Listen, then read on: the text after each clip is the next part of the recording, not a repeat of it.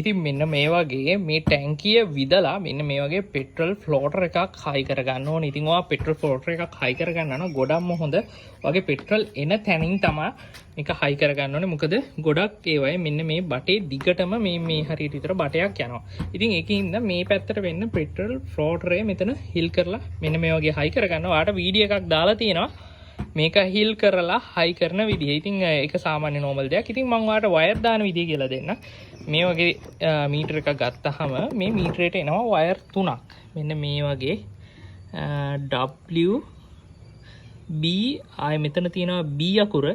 මේකේ තියෙනවා Y R. ඉතින් මේ B කියන්නේ බැටරියට දෙන්න ඕනේ ලයින්. ඉතින් WB කියන්නේ මෙන්න මේ ලයින් එක ඇවිල්ලා කෙලින්ම වාගේ ස්විච් එකට, ඒ කියන්නේ කරන්ට් එක ධන ලයින් එක තමයි මේකට එන්න ඕනේ.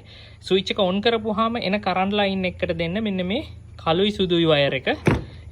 ඊට පස්සේ ඔයා මෙන්න මේ කළු පාට වයර් එක කෙලින්ම බොඩි අර්ත් එකක් දෙන්න. එහෙමත් නැත්නම් ඍණාග්‍රය, ඒ කියන්නේ බැටරියේ ඍණ ගහලා තියෙන කළු වයර් එක අන්න ඒකට දෙන්න.